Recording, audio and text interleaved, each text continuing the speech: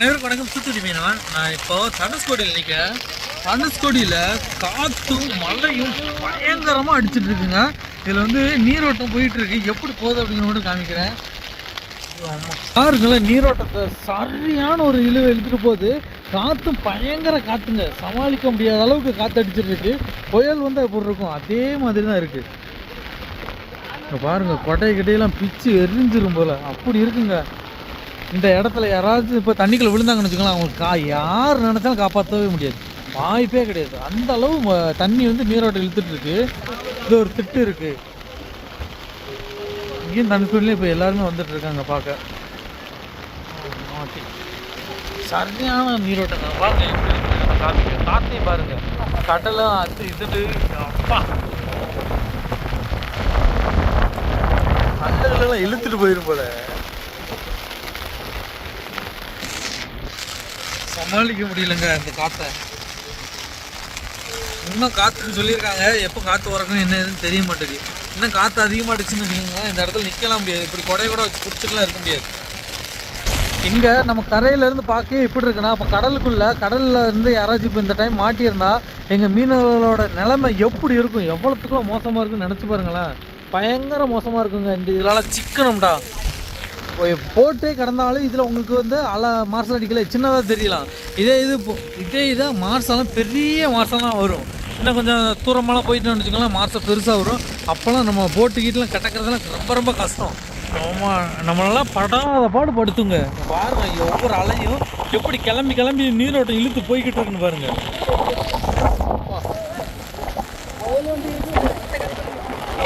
எவ்வளோ பேர் சங்கு எல்லாம் வச்சு விற்றுட்ருக்கான்னு பாருங்கள். இந்த மலையிலையும் இந்த அக்கெல்லாம் வந்து சங்கெல்லாம் எடுத்து வியாபாரம் பண்ணுறதுக்காண்டி எடுத்து வச்சுட்ருக்காங்க. பாருங்களா, சரியான காட்டுங்க. அந்த கொடையெல்லாம் பிச்சு எரிஞ்சிரும் போல். ஆனால் எல்லோரும் நனைஞ்சிக்கிட்டே சொட்டுருவோம். என்ன தான் நம்ம ரெயின் கோட்டு போட்டிருந்தாலும் நம்மளை வந்து குளிப்பாட்டிடும் இந்த மழை காற்றும். வண்டிலாம் வந்துட்டு தான் இருக்குது தனுஷ்கோடிக்கு.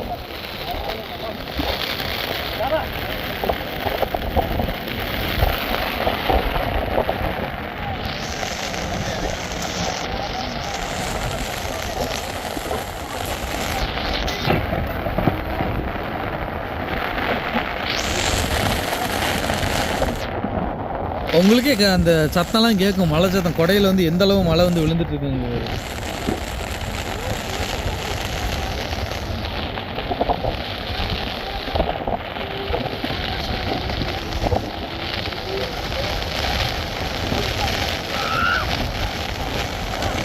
இவங்கள்ட்ட வந்து கல்லுலாம் வச்சுருக்காங்க, அதுபோக கீ செயின்லாம் இருக்குது. அதுக்கப்புறம் நம்ம பாசி ரொம்ப வகை இருக்குது.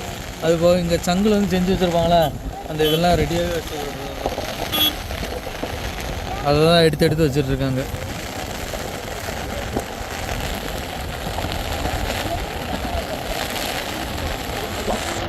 பாருங்கள், மாசா பாருங்கள் எப்படி கிளம்பி ஓட்டி வருதுன்ட்டு, எப்படி நீரோட்டம் இழுத்துட்ருக்குன்னு பார்த்தீங்களா. பயங்கரமான ஒரு நீரோட்டம். இதை வந்து நாங்கள் நீபாடு அப்படின்னு தான் சொல்லுவோம். இது வந்து வடகடல். இது நம்ம தென்கடலில் பார்த்தோம்னு வச்சுக்கோங்களேன், அமைதியாக இருக்கிற மாதிரி இருக்கும். கொஞ்சம் தள்ளி போயிட்டோம்னா பயங்கரமான காற்றா இருக்கும்.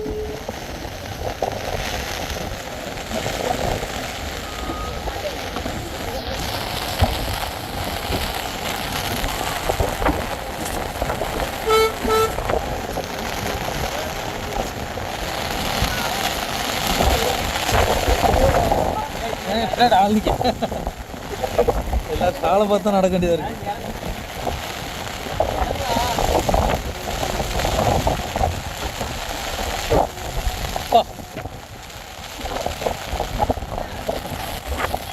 கொடையை தான் பிடிச்சிருக்கேன், இருந்தாலும் என்னால் கொடையை பிடிச்சிட்டு நின்று பேசக்கூட முடியல. அந்த அளவு மழை பெஞ்சிட்டு இருக்குங்க. எங்கண்ணே காற்று அப்படி அடிக்கி பாருங்க. என் கொடையை என்ன போக வாங்குதுன்னு பாருங்களேன். கொடையெல்லாம் பிச்சு எரிஞ்சிரும் போல. செம்ம ஃபோர்ஸாக போகுது தண்ணி காற்றலாம். இப்படி இந்த இடத்துல ஒரு போட்டை விட்டோம்னா போட்டு கண்டிப்பாக ஏற்றே போக முடியாது, வாய்ப்பே கிடையாது. ஏன்னா நீரோட்டம் அதிகமாக இருக்குது இந்த இடத்துல. ஒவ்வொரு மாதம் இப்படி கிளம்பி ஓட்டி வருது.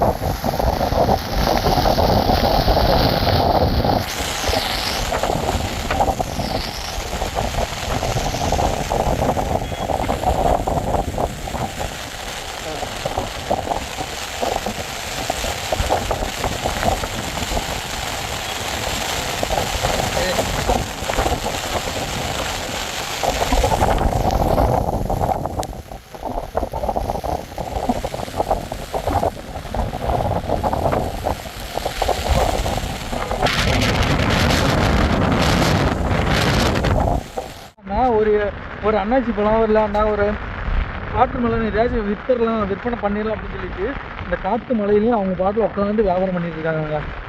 எவ்வளோ பேர் இருக்காங்கன்னு பாருங்க இந்த இடத்துல.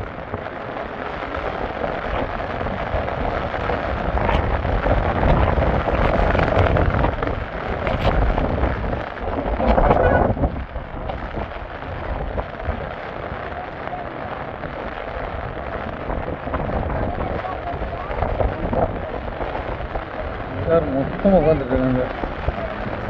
இங்கே மட்டும் கிடையாது, அதே இங்கிட்டும் இருக்காங்க. இங்கிட்ட எவ்வளோ பேர் இருக்காங்கன்னு பாருங்க. அடுத்த மணி